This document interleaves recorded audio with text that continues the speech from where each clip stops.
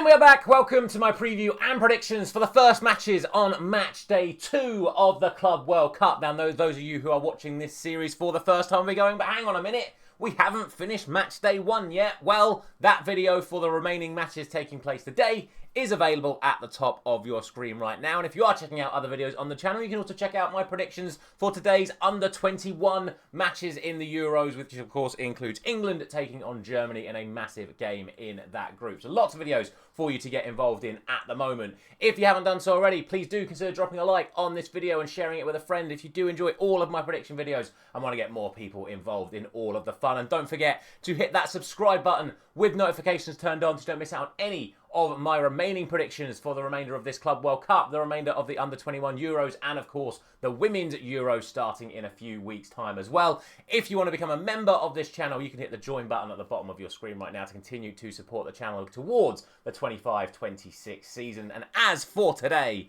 this is how things stand. With 4 matches left of match day 1, we are on 8 out of 12 for the Club World Cup so far. And to be honest, what I've learned so far is I need to start putting a little bit more respect on the Mexican teams and the South American teams because they are performing very, very well, especially against the European sides. Sadly, no correct scores yet, which I'm a little bit disappointed about, but I've been very, very close on multiple occasions to getting a correct score. So I think so far my predictions are actually going pretty well, like I say, with the exception of getting a few wrong surrounding those South American teams. But without any further ado, like I say, these are the 4 matches taking place tomorrow in the Club World Cup. And we start off with the 2 matches in Group A because what can you say about a group where both of the opening matches ended 0-0? The highest rated player for each of the 4 respective teams was the goalkeeper, and now those 4 teams are going at it again, just in a different composition. We've now got Palmeiras taking on Ahly, and we've got Inter Miami taking on Porto. Like, I could literally sit here and put 0-0 for both of them again, and I don't think many people are going to complain too much. But let's do our due diligence. Let's try and do this properly, and we'll start off with the early game in this group, which is, of course, Palmeiras taking on Ahly. And if you look at the stats, the 2 stronger sides in terms of offense in those first 2 matches, and especially when it comes to Palmeiras, they had over 2 XG in their match against Porto. Ahly had 1.8, but it should be noted that, of course, Ahly did have a penalty, which contributes massively towards XG. But in that same vein, you could say that Ahly are the side here that should be sitting here on 3 points because they did get a penalty. However, Trezeguet's penalty was saved by the Inter Miami goalkeeper. So it does make things a little bit interesting. It is kind of baffling that we have sides here that have all created a lot of chances. But like I say, it was just good goalkeeping performances and a couple of clearances off the line here and there as well that kept the scorelines at 0-0 for both of these sides coming into this. In terms of the team news, there is some big team news regarding Ahly. Their key player, Ashur, went off with a shoulder injury just 12 minutes into that opening game against Inter Miami. But to Ahly's credit, they did obviously play the rest of the game without him, still created a whole host of chances, including that penalty. But it does look like Ashur is going to miss the rest of this group stage. And without him, it does weaken that Ahly attacking lineup. For Palmeiras, no fresh concerns for them coming into this game. And I think with the amount of chances they created against Porto, I would expect them to create as many, if not more, against Ahly. So we'll see. I think this one could be a game that does have goals. Like I say, both sides created so many chances against Porto and Inter Miami, respectively. I can't see this being 0-0. I just can't. If both goalkeepers have absolute blinders again, then absolutely fair play to them. But I'm going for goals. But, as I said, when it comes to disrespecting these South American teams, I am going to go for a Palmeiras victory here. And I'm going to go for 2-1 for Palmeiras and Ahly.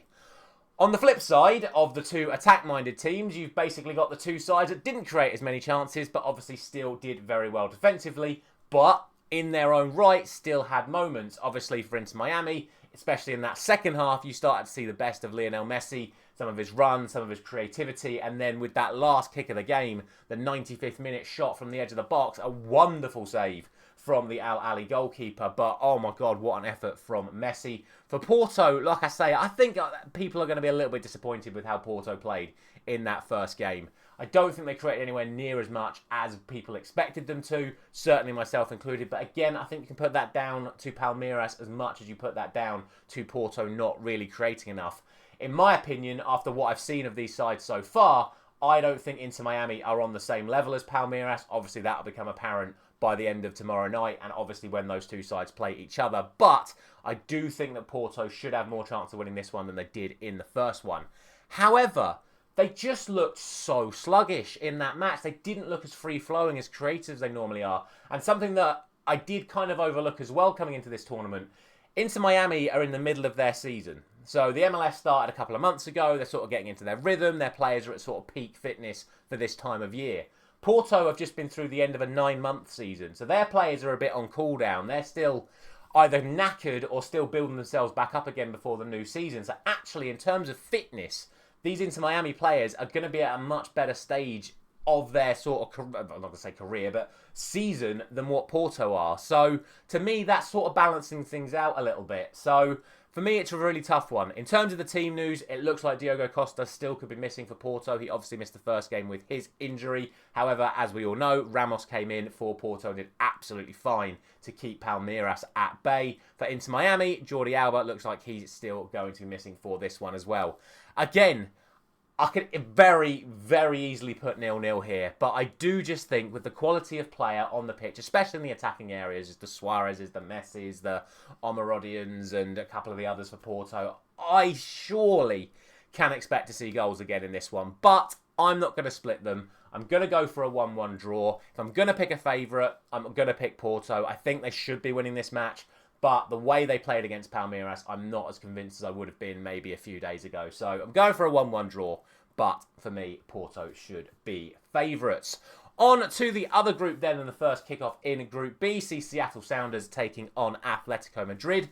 Sounders probably going to be a little bit disappointed with the actual outcome come the end of the Botafogo game. But if you actually look at the chances created and how Botafogo started the game, I don't think Sounders can have too many complaints. Yes, they had twice as many XG. Yes, they had twice as many actual chances created. But in terms of clear-cut opportunities, I think Botafogo created the better chances and took them when they came. Whereas Sounders, it was a lot of pop shots, a lot of half chances. And if we're being honest, they lost 2-1. Creating all of those chances, but in reality, the goal that they scored from Roldan actually was a deflected shot as well. So I don't think they were as necessarily good as the stats may suggest. For Atletico Madrid, I mean, I think they would have lost anyway. I did do 2-1 to PSG, and I think based on the balance of the game that I saw, 2-1 PSG probably wouldn't have been the worst result in terms of how it actually panned out. But for me, some very, very suspect refereeing absolutely contributed to that 4-0 loss. Now, obviously, Atletico were doing the classic Atletico thing. They were committing a lot of fouls. They were rolling around. They were getting booked. There was a few bits of dissent here and there. But I think the referee lost control of the game. And I think that's what massively contributed to Atletico's downfall in that PSG game. Don't get me wrong. PSG were fantastic. We'll get to them shortly. And I think Atletico are well within their rights to be 2-0 down the way they went 2-0 down. But certainly in that second half, they were starting to build up momentum. They were creating chances. You think the very narrow offside, not offside, the foul in the lead up to the Alvarez goal, I think that was a bit, it wasn't harsh, it was the correct decision, but that sort of played on top of it. And then the Sorloth miss and a couple of other misses. They had chances to get in the game, but the red card killed it. And it's a very harsh red card. Clearly the referee hadn't realised that who he was booking for dissent. Once he'd already booked him, he can't take it back, so we have to send him off. It's just very, very sloppy refereeing all round.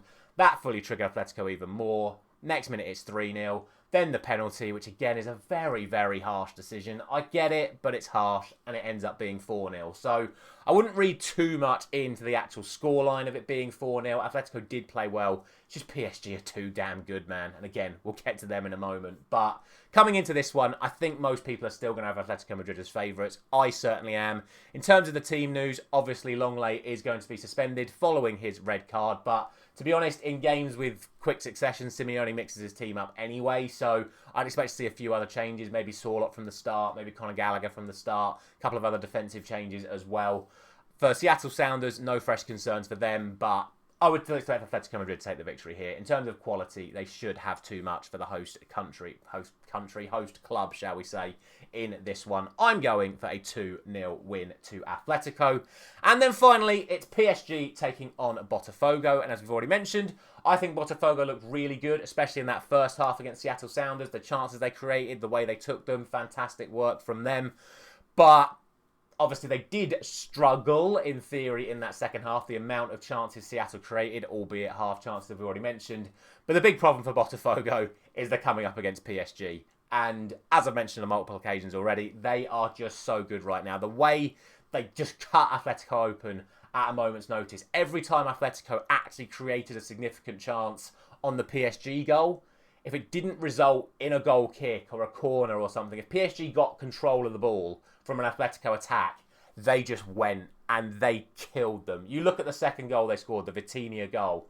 Oh my God, what a goal. They just pulled them apart. And like I said at the start of this video, I think the South American teams are playing some fantastic stuff at this Club World Cup. They're really, really shining for their continent right now.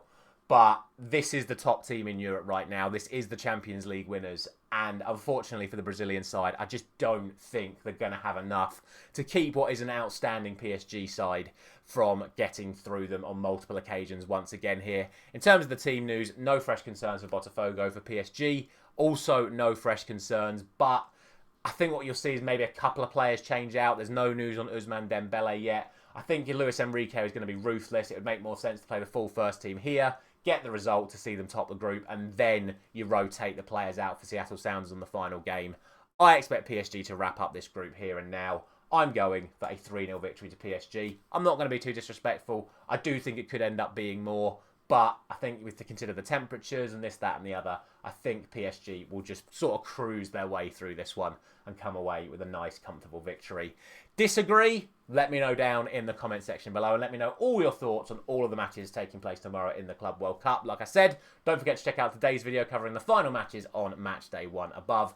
Thank you very much for watching. As always, I'll be back tomorrow with the next 4 matches on Matchday 2. Thank you very much for watching. I'll see you there.